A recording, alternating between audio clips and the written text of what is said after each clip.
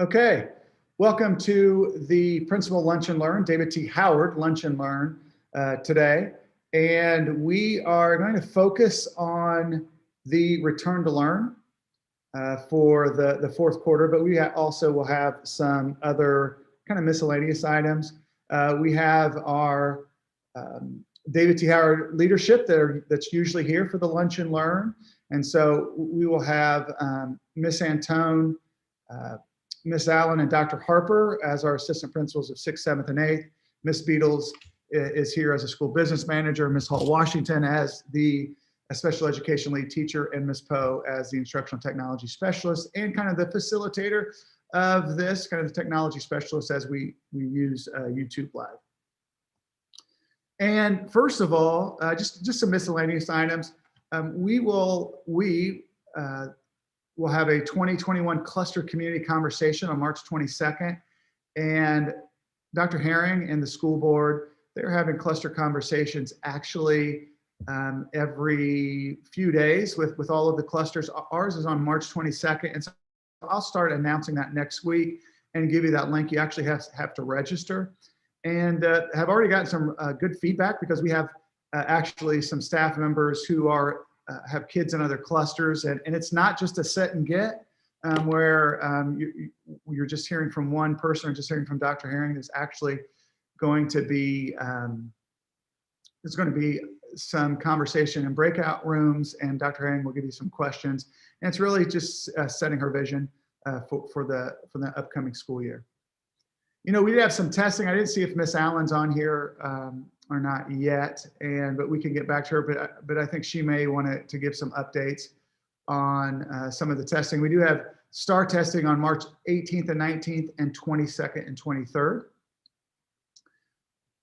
We have academic recovery information. Those are questions that are coming up. We do not have the finalized academic recovery, which is that 4 weeks in the summer. So once we get that, we'll give that to you as soon as possible. We did have CNN come last Tuesday, or this past Tuesday. Dr. Sanjay Gupta, Dr. Herring. We had a teacher and some students interview also with Dr. Herring. And so that's going to be on 9 p.m. this evening. Also, our budget, the David T. Howard budget, was finalized. It was approved by the GO team.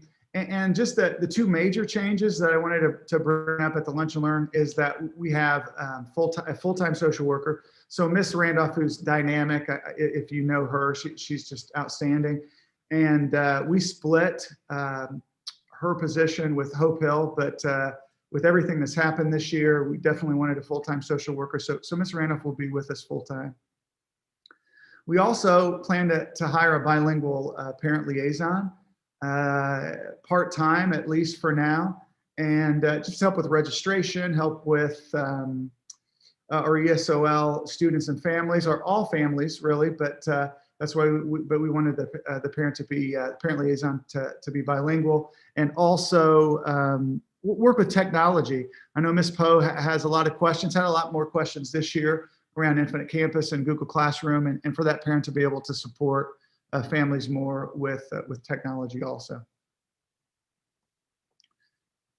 Okay, so the return to learn data that I wanted to show you, and this is as of I think yesterday, is right now we have about 500 students, a little south of 500 students who have signed up for in-person learning. And so 6th grade at 188 students, 7th grade 142 students, and 8th grade 165 students. So the staff data right now, I think that's the same we had at the last time we spoke, but 16 staff who are teleworking right now through May 27th. And I think maybe a question might be, will any of that staff, due to vaccinations or because they've been getting vaccinated, will they be coming back? And so that we don't have the answers to all of those 16 staff. I know that we're all either signed up to get, I shouldn't say all, but a lot of us, a majority of the staff, that they are getting vaccinated. I got vaccinated Wednesday. Many of the leadership team have gotten their vaccination, and a few have even gotten vaccinated either by Johnson & Johnson, which is the one shot, or got both of their vaccinations. And so we are in that stage right now where if you had the first vaccination, and the second shot might not happen until after March 22nd, which brings in some issues, as March 22nd is the start of the fourth quarter. Which I said, so we're not fully vaccinated. And so other staff are at times teleworking temporarily. For instance, we had 2 staff who were teleworking this week because of quarantining issues at their child's school or child's daycare. And we also have about anywhere from 2 to 3 staff absences a day. We are, really working as a leadership team to help with staff with getting vaccinated. So they're getting vaccinated vaccination appointments, and we're working through those. And so that's the staff data. I actually wanted to bring something else up. Okay. All right, so the look and feel of the last quarter as we look through this, and then I'll talk a little bit about the challenges. And so our fourth quarter is going to look a lot like third quarter. Learning is going to be primarily virtually because of many of our teachers not being available on March 22nd. What we're going to try to do, though, is to have 2 core classrooms or 2 classrooms where core teachers, so they might basically have a third transition. I know we're transitioning to connections, but we're looking into, we haven't finalized it to have the student have a couple different core teachers.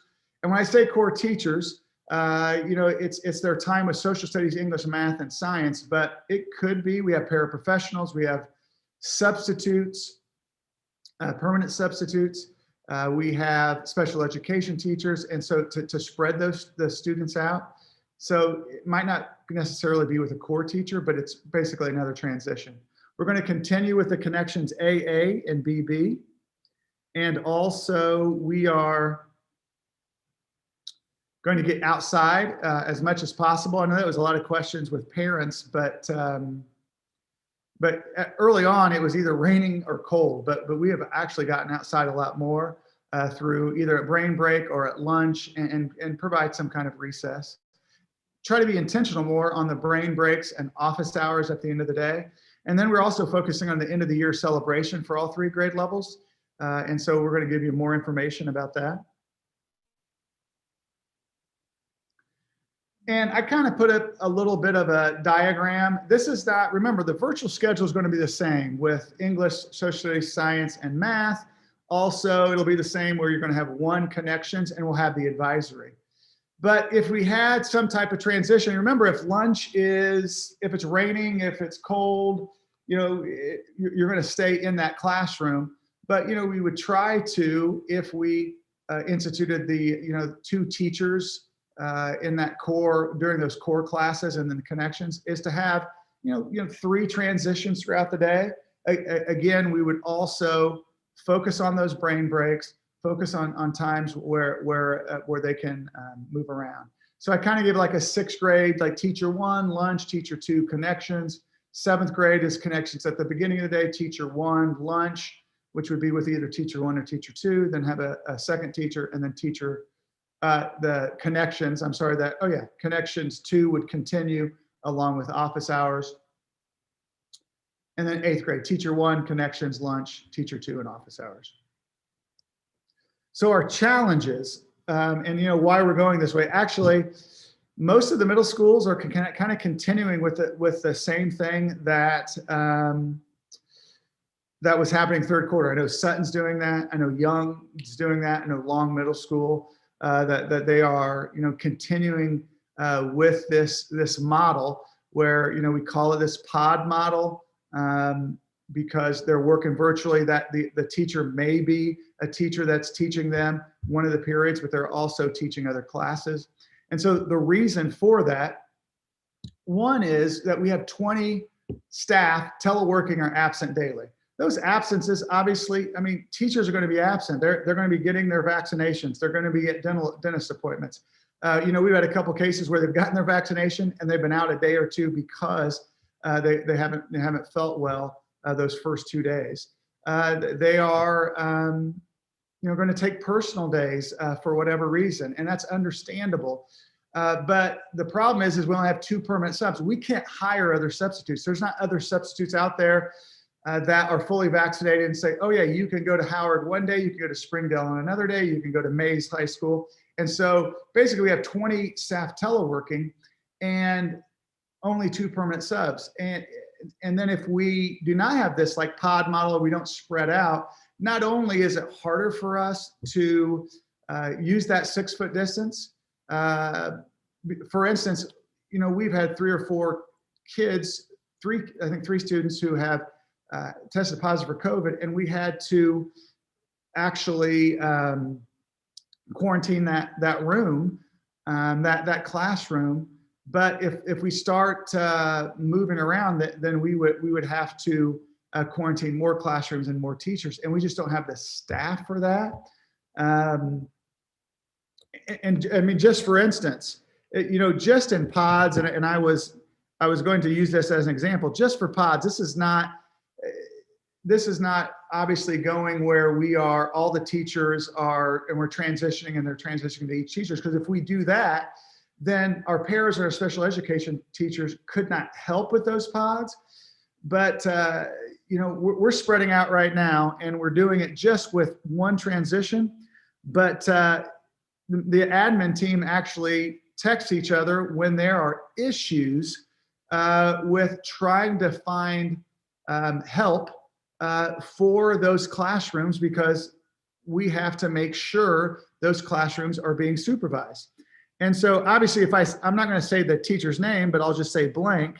But, like even today, it's, Miss Beatles, are you able to send blank to blank today from 9 a.m. to 2:18 p.m.?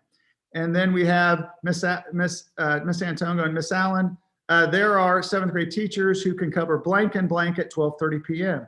Can I send blank to blank at 3:30? There's no one else. Yes, blank can cover one, blank will cover blank. I mean, and it goes on and on, 20 texts. And that's just today trying to find all the coverage we can for these teachers so that they're supervised. To do that in a model where we have to transition and we can't use 20 staff members, but we only can use like 10 or 12 because we are transitioning, it just can't be done. So that's probably our biggest challenge. I think also looking at that there's 43 days left in the final quarter, nine asynchronous Wednesdays. There's 14 testing days, which that'll be another lunch and learn, because we have to create a model with these end of grade assessments. Because right now, anyone that's in person, they're going to be required to take the test, take that assessment, not less, and we'll give that information out. Parents can actually decline that test, but that's going to be a challenge. We're going to have STAR 4 of those days out of those 14 testing days, but then also we will have the end of grade. We're going to have 4 virtual school days. I should have brought that up at the very beginning. I think you got that information. 4 virtual school days the week after spring break. So basically about 16 in-person learning days out of those 43. The other issue that I wanted to bring up is, because I think these are really good questions, but I get this from parents on, well, the elementary, and I talk to Miss Briscoe, Miss Sofianos, and Mr. Harness every day, but via text, and we meet weekly. But I get like, okay, well, the elementary, actually they're doing simultaneous learning. Are they teaching the kids in person while they're teaching the kids on Zoom? And the problem with that, talk to Gail Johnson from Sutton, the middle school model, why that can't work is because we have specialized teachers. They have generalists. They have teachers that can teach K to 5, all 4 subjects, social studies, English, all 4 of them, math, English, social studies, and science. We do not. Miss Jost and I, we kidded around, like, she teaches. If she taught in that one classroom, just like the elementary teacher, then she would teach math, social studies, science, and English. And, Ms. Josh is like, you do not want me to teach English language arts. And so that we have those specialized teachers. And so that's one of the reasons why that we can't be in this room for simultaneous learning and be able to do that all day, because they're specialized teachers. Also, moving those kids around, we don't want to move teachers at this time anyway, but then we have teachers who they are focused on our ESOL population, or we have students who get 2 gifted segments and that teacher has to be gifted. We have SWD students and 504 students. And so that becomes difficult also on top of those specialized students. And I just wanted to bring that up because I get a lot of that, and I understand that, like, why can't we do more like the elementary? And that's a big reason why. And they're able to even spread their teachers out and say, oh yeah, I have this special education lead teacher that's also a K-5 teacher. I mean, many of our teachers, like I said, or all of our teachers are specialized 6 through 8 many times. Sometimes they have a high school that they can teach at the high school science or math or social studies. And so I wanted to make sure you knew that. Also, and I already brought that up actually at the very beginning, is quarantining a class versus multiple classes. We really have to watch out about that. I had a lot of parents who asked me at the start of the 3rd quarter about, why we're doing this. And I gave them this example of, like, for instance, in 6th grade, we had our first classroom that had a COVID positive case. So we had to actually quarantine that class, knowing that there's already 6 out of our 16 teachers who are actually quarantining, or not quarantining, or actually teleworking the entire year. If they would have moved around, if that child would have moved around to those other classes, and we would have had to quarantine not only those other students, but those other teachers, 3 more teachers, then we would have had to gone virtual with 6th grade for the entire for the entire 2 weeks. And so that's one of the reasons why it's easier for us to track and trace if we have less movement. Again, elementary, where they can simultaneous teach, but they're actually staying in that one class most of the time. And so there's where there's a difference. And I guess the final part is that every decision that has to be made in the context of instructional opportunity to learn each day. And so a big part is having a consistency with the teacher. And what we don't want to be is disruptive. So anytime we have a COVID positive case, that's disruptive to that classroom. I mean, we are working on, again, 4 days a week of teaching. Now we know that we have to test for 14 days out of that last 9 weeks, is we're running out of time on making sure we get that instruction, especially math, whether it's on level or even the AC math in 6th and 7th grade, where we're trying to get 3 semesters into those 2 semesters. It's really difficult because math builds on itself, and we have to get to those standards so they're ready for that next grade level. And so, again, a prime example of why we want to have the least disruption as possible. Trying to do what's best for the students. Priority is to maintain the same teacher, try to minimize disruption. And obviously it's not perfect, but we feel like the engagement is as high as it can be. We know that, and there might be a question also about hybrid. We're not going to do hybrid because that wouldn't fix most of those challenges. And we feel like many of the students who are here, even though it's not what everybody wants from, all the transitions, meeting every one of their teachers, is that we're seeing improvement. We're seeing that many of these students who needed the connectivity, needed the space to where they're focusing on instruction, that it is working. And so hybrid would go to a situation where we wouldn't see them 4 days, but we would see students 2 days. And so this is the last thing, and then we'll open it up for questions. And that is next school year, because I've had a couple parents say, okay, I understand if the 4th quarter is going to look like the 3rd quarter, but I need to know for next year. And so here's what I know. We're going to be transitioning every period. it will look more like what school was before March 13th, 2020. And that doesn't mean we might not be wearing masks. It might not be, I mean, and so we very well could be.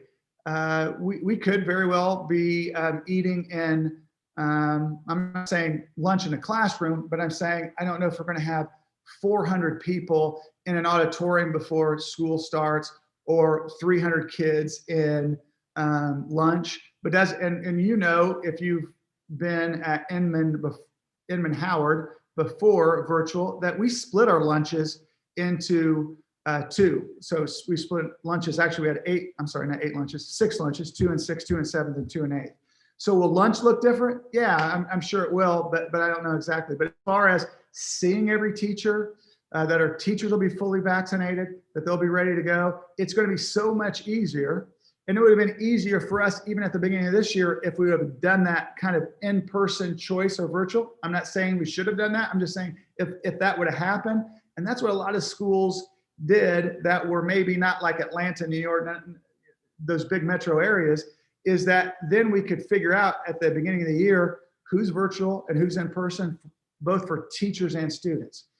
But next year, it will not matter because our teachers will be back. But there will be a virtual option. So there might be some parents out here and say, you know what, I really like this virtual option. I want to be able to do that for whatever reason. And so that will be an option. And it will look like, and I put that at my last bulleted point, is simultaneous learning or a section of virtual learning. And I would say what we would try to do is make it like a section of virtual learning. So for instance, say that I'm going to pick on a teacher. I'll pick on Miss Jost since I've already picked on her once. So Miss Jost and that whole math team, Miss Smith, Miss Damiani, and Miss Jackson, they teach 16 sections. So some of those sections are AC math. Some of them are inclusion. Some of them are focused on ESOL. And so there might be, out of those 16 sections, they teach 4 sections apiece. There might be 1 section of virtual. So maybe it's Miss Jost and she has the virtual section. And so during her yellow class, she's going to teach 22 kids virtually, and that's all they want to do. And that's what the families wanted to do. So again, it's going to be so much easier once we know that at the beginning of the year and be able to respond. And so I just wanted to make sure everybody knew that 21-22 is going to look differently. You know, not only with the kids and families, but the alumni. I mean, the alumni they were out the first day of the third quarter because they just wanted to be outside. They knew they couldn't go inside. But, you know, we want to commemorate the building. You know, they want to celebrate that. And so, you know, it looks like that will be next fall. And we'll have not only celebrations this spring, but more celebrations to come this fall. Okay. That is my last slide. I know that's a lot of information, but definitely wanted to get that to you as soon as possible once we knew everything. I know my leadership team has been working on all of this. We're working at the numbers. Dr. Harper and Ms. Beatles are working on those numbers now, right now as we speak, with connections and with the grade level to split those students. So questions, Ms. Beatles or Ms. Poe? No, I've answered all questions that are in the chat. Okay.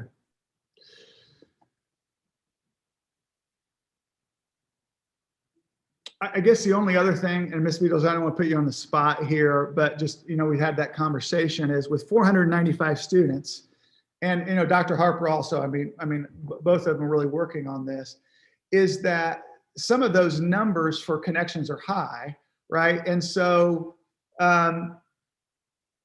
what we've done in the past, or what we did in the third quarter, is that those 3 students who tested positive for COVID and we had to quarantine that class, we didn't have to quarantine the connections class because they were over 6 foot apart the entire time. They didn't take off their masks, but that's going to be a challenge with some of those connections classes right now, would you say?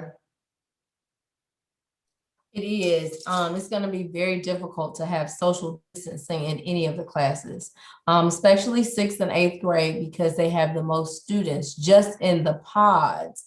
it's going to be hard to have social distancing. And then the connections are even worse than just the regular pods. Right.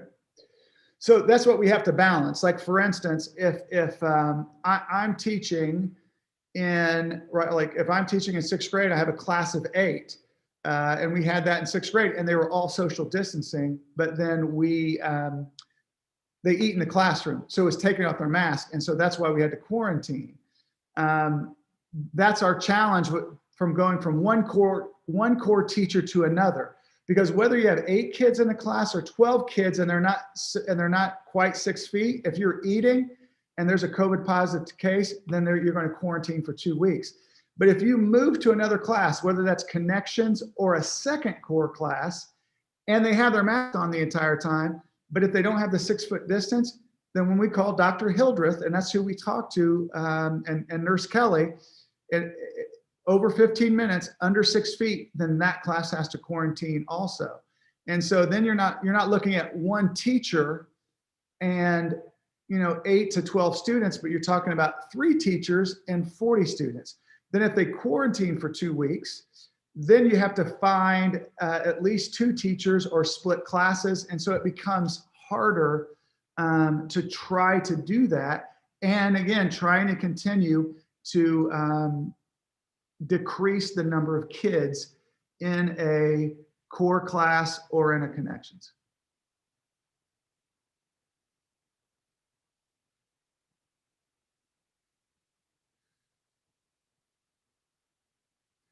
So any other questions or comments? Anything I missed, Miss Antone, Dr. Harper? Doc, can you give some more information on the testing dates? Because there are several questions in the chat about, are the kids in person during testing? So if you could provide just a little information about the 14 testing days. Yeah, so that's a good question. And I don't see Miss Allen on here because I know that she's our test coordinator. And I think this question might come up from some parents who actually have kids at Grady, because I know that they had to go virtual because of AP testing. And so right now we're working on that plan. We want to make sure that we continue to have kids in the building, no matter if they're testing or not on those days. Why we are kind of holding off, and just to let you know, the first testing date for the EOG is April 27th. So we actually have way over a month. And I'm going to give you a example of why we kind of waited on the EOC, is because we're getting from the state on the end of course assessment. And if you don't know what EOC is, then it would be anyone that is taking algebra or algebra 1 or high school science in middle school. And so most of high school kids, they take those EOCs. So the state's going, even though it's 0.01 of your grade, you got to take it to get credit for the class. But then late in the game, APS got it approved and said, oh, you don't have to take it. If you don't take it, you'll get a 0, but 0 multiplied by 0.1% is not going to affect your grade. And which is really good news, because why would you want to take a test if it's only 0.01 of your entire grade? So EOG, what they're saying to us now is, if you're in person, then you have to take the test. You have to take that assessment, not unless, and we're going to send something out to you very soon where you sign something that says, I don't want my child to take the EOG. All right, I'm sorry about the acronym. So just to explain that, that's an end of grade assessment. So that would be, if you're in 6th grade, it would be ELA and math. If you're in 7th grade, it's ELA and math. In 8th grade, it's ELA, math, science, and social studies.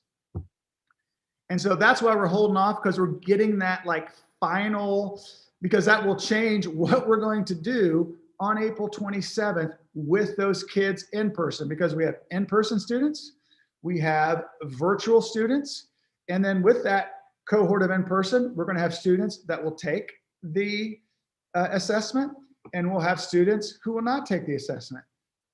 Also, for virtual, you have an opportunity, even though your son or daughter is going virtual, to take the EOG. So that could be 4 different cohorts. So we're just getting that final information so then that we will know. And what we don't want to do, and if you're hearing from the teachers, because I think I've heard that like, oh, you're going to go, I've heard a couple of teachers maybe at least listening to parents that they're saying, oh, you won't be going to school on that day, or you're going, we have no idea yet. We're working out that plan. We're going to get that plan to you before spring break, but hopefully no teachers are saying that. But if they are, yeah, we not have a plan. But our goal is to continue, because the reason why you're going in person is because you need that connectivity. You want to make sure that there's that instructional focus and it's working for you. And so we're trying not to change that up as much as possible. And we'll get that to you, like I said, before spring break in the next 2 weeks. So that's what I have for that. Maxwell, can you talk a little bit about the dates for academic recovery and whether or not it's optional? Yeah, so the academic recovery, and I think I said that at the very beginning. I haven't shared my screen. Is that's coming out too? I don't have all of that information. I know it's 4 weeks. I know. So I'll tell you what I do now. I know it's 4 weeks. I don't know if it's going to be optional for some or mandatory. I don't know if that's because that's what I see, that it could be mandatory if you are at a certain threshold, but then it's optional for the students that are above the threshold. But I don't have that information. I do know it's at Howard, so it will be at Howard. Not necessarily with Howard teachers, because it really will depend. I think we'll have first choice, but if we don't have enough Howard teachers to teach those courses, depending on how many kids are going to sign up or that we're going to have, then it could be other middle school teachers from the district. But I do know that we are a site. I know that it will be in the morning, and then there'll be power up programs in the afternoon. For the teacher, they'll be teaching in the morning and they'll get professional learning in the afternoon. For the student will be working in the morning, but they'll have an option if they want to sign up for power up, because I know some students have wanted, or some kids or some families wanted to sign up their child for power up. So there'll be power up programs there. So that's what I know. And like I always have through Remind, through those different avenues, like once we know that information, and I anticipate that information before spring break, we'll get that to you also. Other questions? No, I've answered everything in the chat. Okay.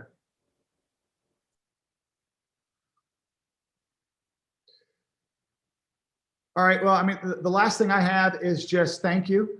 And we are doing the very best we can. I am so proud of our teachers and what they have done. They were very reluctant at the beginning because they're just nervous. They're starting to get vaccinated. They're starting feeling better.